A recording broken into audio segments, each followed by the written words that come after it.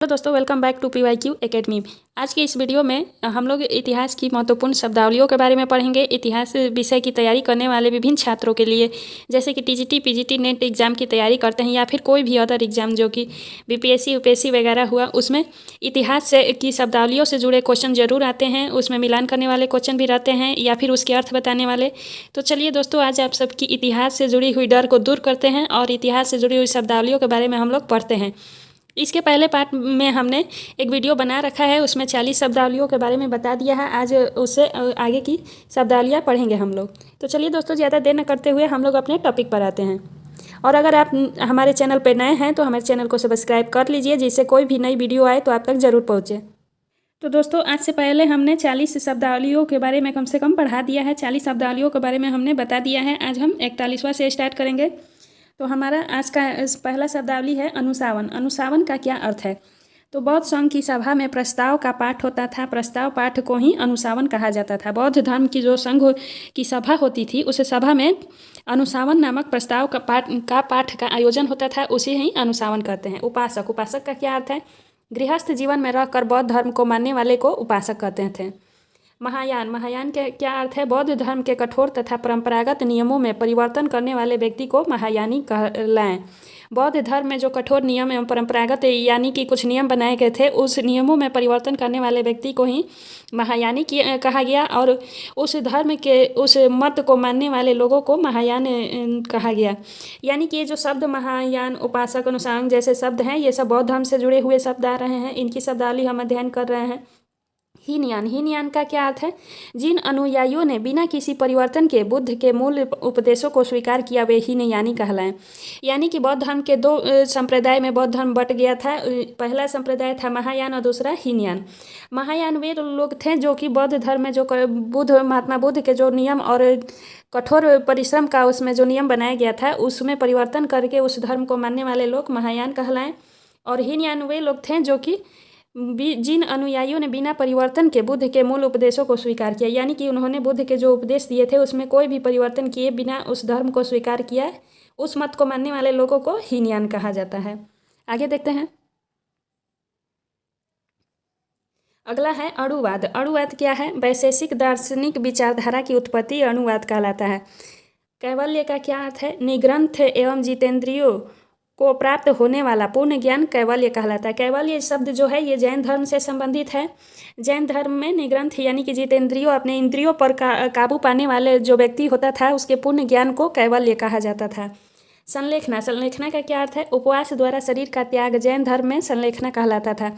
यानी कि उपवास करके अपने शरीर का त्याग करना, उस विधि को संलेखना विधि कहा जाता है। क्या आप सभी को पता है कि इस विधि से कौन से राजा ने अपने शरीर का त्याग किया था? तो मौर्य वंश के सम्राट चंद्रगुप्त मौर्य थे, जिन्होंने अपने जीवन के अंतिम समय में संलेखना विधि द्वारा अपने शरीर का त्याग किया था।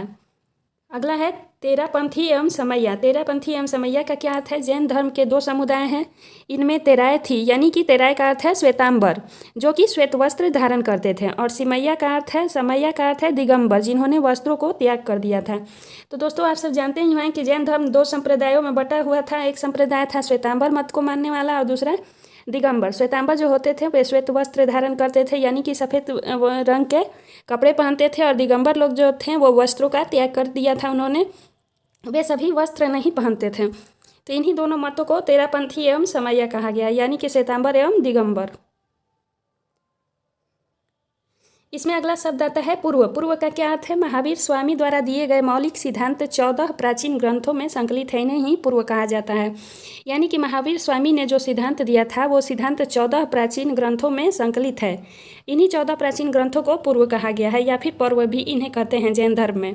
अलवार, अलवार का क्या अर्थ है? भारत में भागवत धर्म के उपासक अलवार कहलाएं। भगवान विष्णु के प्रति श्रद्धा एवं विश्वास रखते थे।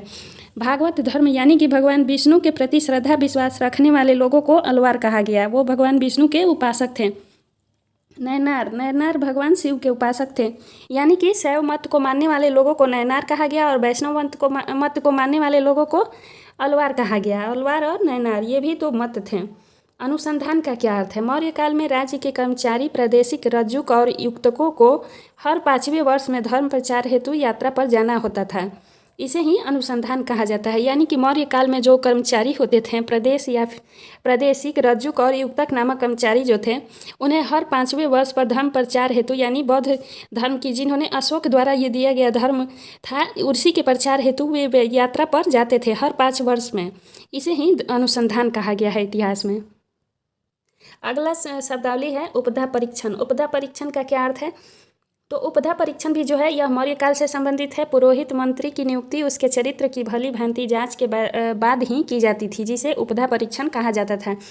यानी कि मौर्य काल में पुरोहित या फिर किसी भी मंत्री की जो नियुक्ति होती थी, उनके नियुक्ति से पहले उनके चरित्र के प्रमाण की जांच की जाती थी। तो वो चरित्र प्रमाण की जांच किस विधि द्वारा की जाती थी, उसे ही उपधा परीक्षण या फिर उपाध्याय परीक्षण कहा जाता था। इसी परीक्षण के द्वारा मौर्य काल में पुरोहितों या फिर मंत्रियों की नियुक्ति की जाती थी, उनके चरित्र की जाँच करके। तीर्थ का क्या अर्थ है? मौर्य काल में 18 विभागों का उल्लेख अर्थशास्त्र में किया गया है। और इन्हीं 18 विभागों को तीर्थ कहा जाता है। तीर्थ का अध्यक्ष महामात्र कहलाता था। मौर्य काल जो है उस काल में अर्थशास्त्र नामक किताब किन्होंने लिखी थी? तो कौटिल्य ने लिखी थी, उन्हीं की किताब है अर्थशास्त्र। इसी अर्थशास्त्र में मौर्य काल के 18 विभागों का उल्लेख किया गया है। इन्हीं 18 विभागों को तीर्थ कहा जाता था और तीर्थ का जो अध्यक्ष होता था उसे हम महामात्र कहते थे। अगली शब्दावली है संस्था। संस्था का क्या अर्थ है? मौर्य काल में वे गुप्तचर जो एक ही स्थान पर ठहर कर छद्म देश में कार्य करते थे।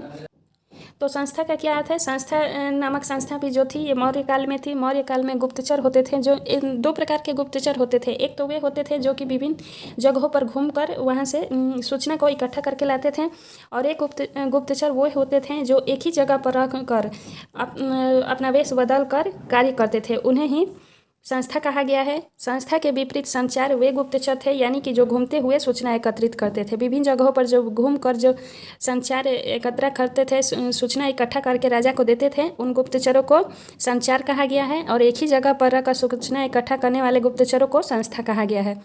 तो उम्मीद है आप सभी को संस्था और संचार के बारे में समझ में आ गया होगा। ये दोनों जो संस्था है ये गुप्तचर विभाग की संस्था है और किस वंश से संबंधित है? तो ये मौर्य वंश से संबंधित है। और शब्दावलियों के बारे में पढ़ते हैं। अगली शब्दावली जो है वह हिरण्य नामक शब्दावली है। हिरण्य का क्या अर्थ है? मौर्य काल में कर यानी कि अनाज के रूप में न लेकर नगद लिया जाता था, उसे ही हिरण्य कहा जाता है। सॉरी दोस्तों, यहाँ नगद लिख दिया गया है, ये गलत है, यहाँ नकद होगा। यानी कि मौर्य काल में जो कर लिया जाता था, पहले तो अनाज के रूप में लिया जाता था और फिर बाद में यह नियम बनाया गया कि अनाज के रूप में नहीं लेकर उसे नगद लिया जाएगा, उसे ही नगद कर को हिरण्य कहा जाता है। सेतुबंध। सेतुबंध का क्या अर्थ है? राज्य की ओर से सिंचाई का प्रबंध करना सेतुबंध कहलाता था। राज्य की ओर से जो सिंचाई का प्रबंध किया जाता था उसे ही सेतुबंध कहते थे। मौर्य काल के सुदर्शन झील का निर्माण इसका उदाहरण है। तो सेतुबंध का एक प्रमुख उदाहरण है मौर्य काल में सुदर्शन झील का जो निर्माण किया गया था, ये महत्वपूर्ण उदाहरण है सेतुबंध का। अब अगली शब्दावली जो है वह है बिष्टि। बिष्टि का क्या अर्थ है? मौर्य काल में निःशुल्क श्रम अर्थात बेकार को बिष्टि कहा जाता था। मौर्य काल में जो निःशुल्क बिना किसी शुल्क के जो श्रम किया जाता था, मजदूरी किया जाता था, उसे ही बेकार कहा जाता था। कंटक शोधन न्यायालय क्या है?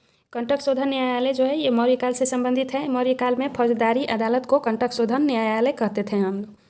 रूपजीवा का क्या अर्थ है? मौर्य काल में स्वेच्छा से देह व्यापार करने वाली स्त्रियां रूपजीवा कहलाती थी तथा इनका निरीक्षण गणिका अध्यक्ष करता था। जो रूपजीवा नामक वेश्या होती थी, इनका निरीक्षण कौन करता था? गणिका अध्यक्ष नामक निरीक्षक इनका निरीक्षण करता था।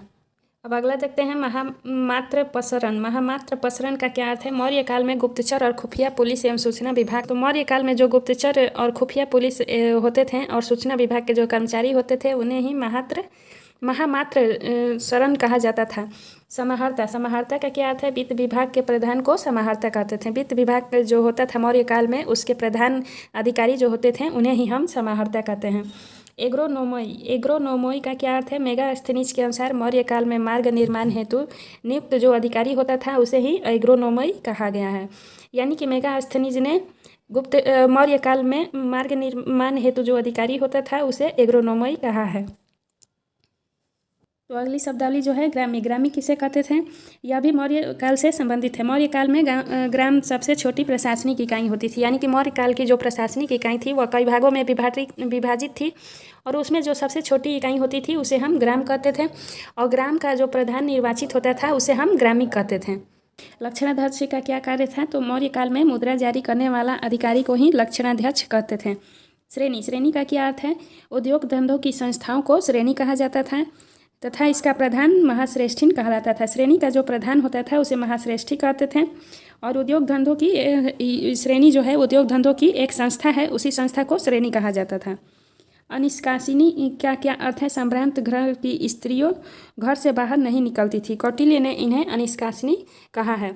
यानी कि संभ्रांत जो अच्छे घर की स्त्रियां होती थी मौर्य काल में, वो घर से बाहर नहीं निकलती थी। कौटिल्य ने इन्हीं स्त्रियों को अनिष्कासिनी कहा है, यानी कि घर से बाहर नहीं निकलने वाली स्त्रियों को। अगली शब्दावली देखते हैं। श्रेणी, निगम, पुग और सातवाह, ये सभी क्या हैं? तो मौर्य काल के व्यापारिक संगठन थे।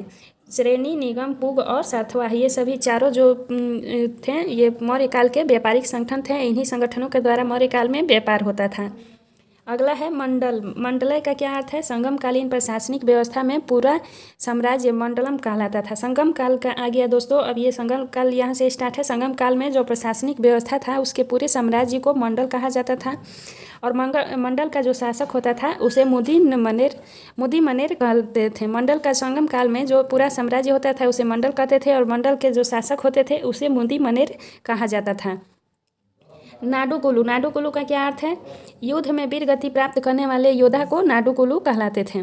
युद्ध में जो योद्धा होते थे वो वीर गति यानी कि मारे जाते थे, वीर गति को प्राप्त होते थे, उन्हें ही हम नाडुकुलु कहते हैं। कवलरम का क्या अर्थ है? प्रत्येक राज्य में संप्रभुता का प्रतीक एक राज वृक्ष होता था जिसे कवलरम या कदिवरम कहते थे। प्रत्येक जो राज्य होता था उसमें उस राज्य की संप्रभुता का प्रतीक, उस राज्य के जो प्रतीक होता था उसे राज वृक्ष होता था और उसी राज वृक्ष को हम कवलरम या कदिवरम कहते थे। अगला शब्दावली है बेलार व वेलीर। बेलालर व वेलीर का क्या अर्थ है? कृषि में संलग्न लोगों को बेलालर तथा उनके प्रमुखों को वेलीर कहा जाता था। कृषि में जो लोग संलग्न थे उसे बेलालर कहते थे और बेलालर के जो प्रमुख यानी कि कृषि के जो प्रमुख होते थे, उनके मालिक होते थे, उन्हें वेलीर के नाम से जाना जाता था। तो दोस्तों आप सभी ये शब्दावलियाँ याद रखिएगा, हर बार परीक्षा में आता ही है। अगली शब्दावली आती है उमड़न। उमड़न का क्या अर्थ है? संगम काल में नमक को व्यापार महत्वपूर्ण था। नमक का जो व्यापार है वो संगम काल में महत्वपूर्ण था और इसके व्यापारी को उमड़न कहा जाता था। मुरुगन, मुरुगन का क्या अर्थ है? शिव पार्वती के पुत्र के रूप में पूजनीय दक्षिण भारत में मुरुगन की उपासना सबसे प्राचीन है। यानी कि शिव पार्वती के जो पुत्र हैं उनको दक्षिण भारत में मुरुगन के नाम से उनकी उपासना की जाती थी और यह जो प्राचीन पूजा है सबसे प्राचीन है। मुरुगन के लिए वचनलियन उत्सव प्रायोजित होता है। यानी कि दक्षिण भारत में जो मुरुगन देवता हैं उनके लिए वचनलियन नामक उत्सव प्रायोजित किया जाता है। तो आप सभी को मुरुगन का अर्थ समझ में आ गया होगा। मुरुगन शिव पार्वती के पुत्र के रूप में दक्षिण भारत में जो देवता प्रसिद्ध हैं उन्हें मुरुगन कहा जाता था और मुरुगन की उपासना दक्षिण भारत में सबसे प्राचीन है। मुरुगन के लिए वचनलियन नामक उत्सव का आयोजन किया जाता था। वचनलियन उत्सव का आयोजन किस देवता के लिए किया जाता था? तो मुरुगन देवता के लिए किया जाता था। और मुरुगन देवता कौन थे? शिव और पार्वती के पुत्र को ही मुरुगन कहा गया है। परियार, परियार का क्या अर्थ है? खेत मजदूर थे। इसके अतिरिक्त पशु की खाल या चर्म का कार्य करते थे परियार लोग। परियार नामक जो संस्था या फिर लोग थे ये खेत के मजदूर होते थे और इसके अतिरिक्त वे पशु की खाल या चर्म का कार्य करते थे।